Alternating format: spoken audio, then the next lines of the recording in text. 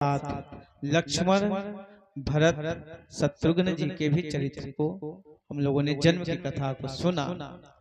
अब एक दिन महाराज दशरथ कहते हैं कि गुरुदेव अब बालक बड़े हो गए, इनके नामकरण को तो करना चाहिए। तब नामकरण के लिए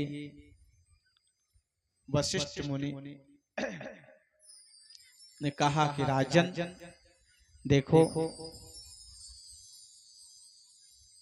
ये साक्षात परब्रह्म हैं, ये सबको आनंद देने वाले हैं और सुख के भंडार हैं।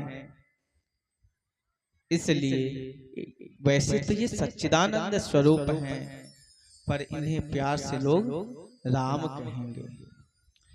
जो आनंद सिंधु सुख रासे, जो आनंद सिंधु सुख रासे, से करते त्रैलोक सुपासे, से करते त्रैलोक सुपासे। जो आनंद सिंधु सुख रासे, जो आनंद सिंधु सुख रासे, से करते त्रैलोक सुपासे, से करते त्रैलोक सुपासे। सो सुख धाम राम आसरामा, सो सुख धाम राम आसरामा। अखिल लोक दायक विश्रामा, अखिल लोक दायक विश्रामा।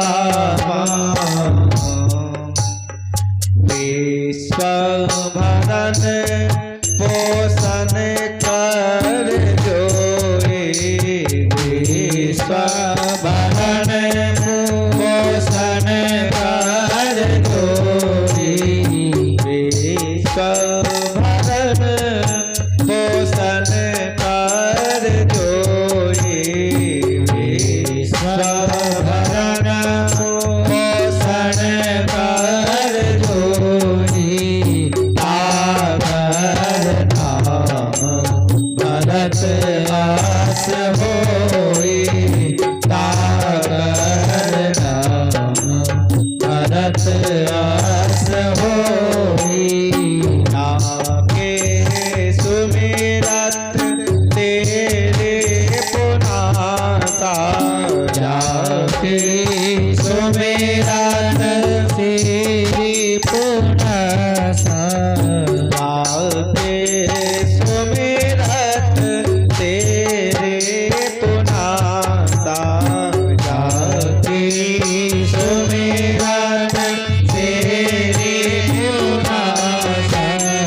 नाम शत्रुघ्न वेद प्रकाशा, नाम शत्रुघ्न वेद प्रकाशा, नाम शत्रुघ्न वेद प्रकाशा, नाम शत्रुघ्न वेद प्रकाशा।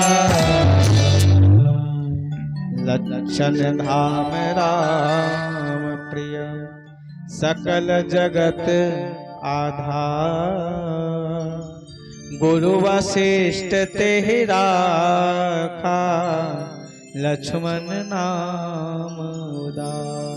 बोलो सच्चिदानंद भगवान की जय। जो परमात्मा भगवान श्री राम है ना, वो सबको आनंद देने वाले हैं। क्या है? आनंद देने वाले हैं। बस हम लोग उस आनंद की अनुभूति इसलिए नहीं कर पाते हैं क्योंकि उस आनंद स्वरूप का हमें बोध नहीं होता है ना। धोबिया जल बिच मरत प्यास। क्यों? क्योंकि वो जल में तो है पर उस जल से उसको प्रेम नहीं है। अरे ये जल गंदा है, अरे ये जल तो बड़ी गर्म है, ये जल तो बड़ा दूषित है, ऐसा कह कह करके और उसको नकार देता है। उसी तरह से हम लोग परमात्मा आनंद देने वाले हैं और आनंद के भंडार हैं। और हम लोग भी तो चाहते हैं कि आनंद हो, हम लोग भी तो चाहते हैं कि हमारे घर में आनंद हो, सब लोग सुखी रहे। हाँ? पर उस आनंद स्वरूप परमात्मा की विस्मृति के कारण हम आनंद स्वरूप होते हुए भी आनंद से अलग हो जाते हैं। जैसे आप लोग चूल्हे में लकड़ी से जब भोजन बनता है तो उसको छोड़ देंगे तो बहुत देर के बाद अग्नि शांत हो जाता है ना। अग्नि शांत हो जाए पर उसके अंदर से अग्नि गायब नहीं होती है ना। अग्नि उसमें से गायब नहीं होता है, अग्नि उसमें होता है पर उसके ऊपर राख, लकड़ी के राख से वो ढक जाता है। अब कोई दूर से देखे तो कहे इसमें आग नहीं है, पर धीरे धीरे उसको हटाया जाए और कागज सूखे हुए तिनके को वहां रख करके और फिर फूंक मारा जाए तो फिर अग्नि प्रज्वलित हो जाती है। वैसे ही ये कथा जीवन में अथवा संत सदगुरु जीवन में जब आते हैं ना तो उस भक्ति रूपी अग्नि को प्रज्वलित करके कहते देखो तुम्हारा भी यही स्वरूप है ना। तो जो सुख के धाम है ऐसे भगवान श्री राम हैं, जो चाहता है कि हमारे जीवन में सुख हो, आनंद हो। उस सुख और आनंद के जो धाम है भगवान श्री राम, उनका आश्रय ग्रहण करना चाहिए। तो सबसे जो बड़े हुए उनका नाम क्या रहा? राम। और जो दूसरे कैकेयी सुत हैं वह भक्ति को देने वाले हैं और विश्व का भरण पोषण करने वाले हैं। किस तरह से? रोटी चावल दाल से नहीं, राम रूपी भक्ति का वह पूरे जगत में भरण पोषण करते हैं। यानी उस भक्ति को वो भरण पोषण करने वाले हैं। यानी भक्ति के प्रतिमूर्ति हैं भरत जी, विश्व भरण पोषण कर जोई, है ना। ताकर नाम भरत अस होई। और फिर जो सुमित्रा जी के सबसे छोटे पुत्र हैं वो क्या है? जाके सुमिरत ते रिपु नासा। रिपु कहते हैं दुश्मन को, जिनके स्मरण से, जिनके चिंतन से शत्रुओं का नाश हो जाए, ऐसे उनका नाम शत्रुघ्न वेद प्रकाश। तो उनका नाम शत्रुघ्न जी रहा। और लक्षण धाम राम प्रिय सकल जगत आधार, जो शुभ लक्षणों के धाम है। हम लोगों में भी तो लक्षण है ना कुछ कुछ। कोई कहता है इनमें ये बड़ा अच्छी क्वालिटी है। महाराज जी इनके अंदर ये क्वालिटी है, इनके अंदर ये सद्गुण है, इनके अंदर ये मेरिट है। और जब अवगुण, महाराज जी इसके अंदर तो ये डिमेरिट है, बहुत बड़ा डिमेरिट है। तो हम लोगों के अंदर गुण और अवगुण दोनों हैं, पर शुभ लक्षणों के भंडार हैं श्री राम जी के अनुज भ्राता लक्ष्मण जी, है ना। और लक्ष्मण जी क्या है? जो भगवान श्री राम रूपी पताका को हमेशा डंडे में दंड समान भय जस जाता है ना। दंड बन करके, जैसे हम लोग झंडे में, अरे झंडे को डंडे में लगाते हैं और डंडा जितना मजबूत और बढ़िया होता है ना तो पताका हवा में खूब तेज से लहराता है, पर वो डंडा के आधार पर खूब तेजी से बहता है पर कुछ नहीं होता। और यदि डंडा कमजोर हो, झंडा मजबूत हो तब झंडा गिर जाएगा। तो राम रूपी झंडे को लक्ष्मण जी डंडा बन करके उनके कीर्ति यश के साथ शुभ, क्योंकि राम जी के सद्गुणों को, राम जी के भक्ति को लक्ष्मण जी अपने जीवन में अपनाए हुए है ना, हरनिश उनकी सेवा में है। तो जो जिसके चिंतन में हमेशा रहे, जिसकी सेवा में हमेशा रहे, तदनुरूप हो जाता है। इस तरह से वशिष्ठ जी ने चारों भाइयों का नाम रखा है। और ये चारों भाइयों का नाम ऐसा है, आप समझ लें, राम कथा का सारांश इन चार भाइयों के नाम से है कि ये चार भाई हैं, राम, भरत, लक्ष्मण और शत्रुघ्न जी। राम जी क्या है? आनंद सिंधु है। अगर हम लोग भी अपने जीवन में आनंद चाहते हैं ना, तो राम जी की उपासना करें, राम बने। किस तरह से भगवान श्री राम जी ने अपने माता पिता गुरुजनों की सेवा की, किस तरह से अपने माता की आज्ञा को सिरोधार्य करके बिना कुछ मन में सोचे, बिना किसी गलानी के और सिरोधार्य करके आज्ञा सिरोधार्य करके जंगल चले जाते हैं। यानी उनकी हर एक क्रिया में मर्यादा समाहित है, तब आनंद के धाम है। तो उस आनंद को प्राप्त करने के लिए हमें क्या करना होगा? भरत जी से भक्ति की प्रेरणा लेनी होगी, भक्ति सीखना होगा। अगर भक्ति सीखना है तो भरत जी से। कैसे? आप वन गमन में देखिए, जब भगवान आगे जंगल को चले जाते हैं, आगे कथा सुनेंगे आप लोग, तो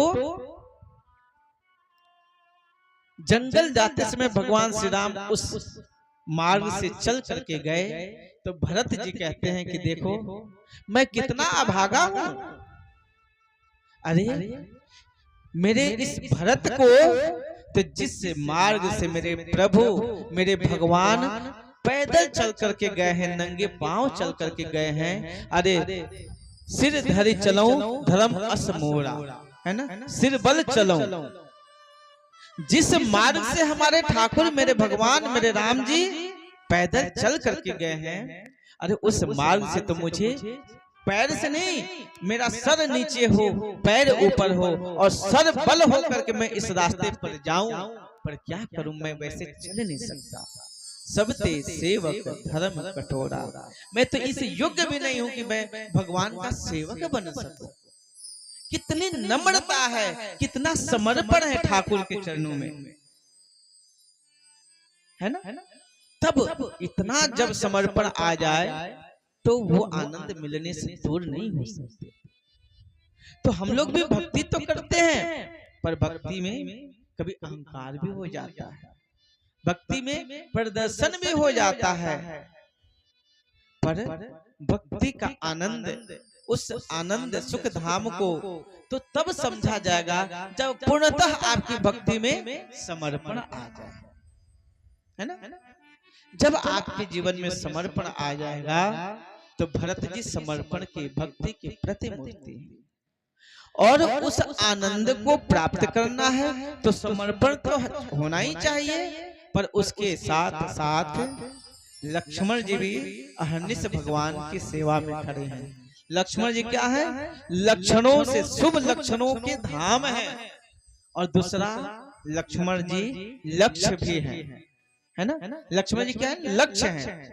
तो अपने जीवन में, अपने जीवन के सारे पुरुषार्थ को करते हुए अर्थ धर्म काम, है ना, अर्थ काम धर्म और मोक्ष, ये पुरुषार्थ है। तो हम अर्थ तो करते हैं, कर्म भी करते हैं, धर्म भी करते हैं, पर मोक्ष के लिए लक्ष्य नहीं बना पाते हैं, है ना। उसके लिए कुछ चीजें प्रारब्ध के अनुसार होता है। जैसे आपके जीवन में धन संपत्ति मिलेगा, ये आपके पुरुषार्थ है ना। आप जितना मेहनत करेंगे, पुरुषार्थ के प्रभाव से, बल से धन मिलता है। और अर्थ काम, ये भी आपके पुरुषार्थ से, आपके मेहनत से परिवार, समृद्धि, संतति आदि आदि धन दौलत ये कुछ चीजें हैं ना, ये सब भी आपके पुरुषार्थ से, आपके मेहनत से। धर्म भी आपके पुरुषार्थ से, पर अर्थ और काम ये पुरुषार्थ के साथ साथ भाग्य भी लेके चलते हैं। ये दोनों आपके साथ भाग्य भी होता है। जैसे आप खूब मेहनत करते हैं, बहुत से लोग महाराज जी बहुत मेहनत करता हो पर लक्ष्मी नहीं टिकती है, धन नहीं बचता है।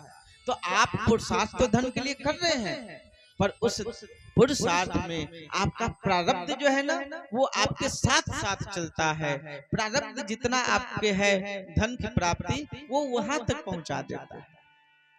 जैसे जीवन में चीनी की मात्रा, अब देख लीजिए घर घर लोगों को शुगर तो किसी को कुछ, अब अपने आप ऑटोमेटिक बंद होने लगता है।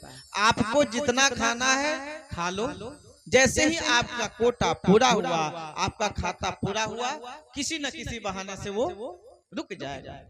कभी रोग के बहाने से, कभी अभाव के बहाने से वो चीज नहीं मिलेगी।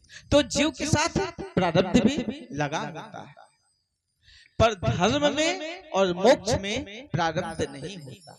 ये आपके प्रबल पुरुषार्थ का विषय है।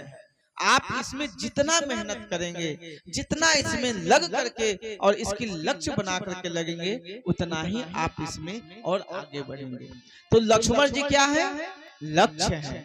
यानी लक्ष्मण जी उस राम जी के भक्ति को लक्ष्य मान करके अपने जैसे हमेशा उनकी सेवा में, हमेशा उनका चित्त मन प्रभु की सेवा में लगा होता है, ऐसे ही मन भी भगवान के चरणों में लक्ष्य बन करके रहे। ये लक्ष्मण जी की भक्ति है, लक्ष्मण जी से प्रेरणा लेनी है। और शत्रुघ्न जी क्या है? शत्रुओं को नाश करने वाले। कौन से शत्रु? आप लोग के बगल में आपके पड़ोसी शत्रुओं से लड़ने के लिए थोड़ी आएंगे। बगल में पड़ोसी से झगड़ा हुई तो शत्रुघ्न जी ना आएंगे। शत्रुघ्न जी कहाँ आएंगे? आपके मन के अंदर जो शत्रु है, आपके अंदर काम, आपके अंदर क्रोध, आपके अंदर लोभ, आपके अंदर मोह है ना, ऐसे कुछ कुछ अवगुण इतने सूक्ष्म है ना, वो ऐसे आकर के आपके हृदय में बैठ जाएंगे कि आपको पता भी नहीं लगेगा, है ना। और इन्हीं चीजों से जीव का पतन होता है। आपके अंदर काम आ जाए, फिर आदमी ये नहीं देखता कि कौन क्या कैसा, काम ही प्यारी नारी जी। फिर उसको तो काम का ऐसा वेग होता है कि अपनी बस कामना की पूर्ति चाहे जैसे हो, हर एक को कर्म करने को तैयार हो जाता है। उसी तरह से जब मन में लोभ आ जाए तो ये नहीं दिखता कि कहाँ है, किसका है, कैसा है, बस उठा लो, ले लो, लेकर के भाग जाओ। तो ये सूक्ष्म शत्रु आपको पराजित करने के लिए खड़े हैं। तो आप शत्रुघ्न जी से सीखिए कि जैसे वो भगवान की पूजा पाठ, भगवान को अपना आधार मान करके हमेशा शत्रुओं पर दमन करते हैं, हमेशा अपने भीतर व्याप्त शत्रुओं को वो दमन करते हैं, उसी तरह से हम भी अपने अंदर जो शत्रु हैं उनका दमन हो। इसलिए शत्रुघ्न जी की भक्ति अथवा उनसे प्रेरणा लेनी चाहिए। बोलो सियावर रामचंद्र भगवान की।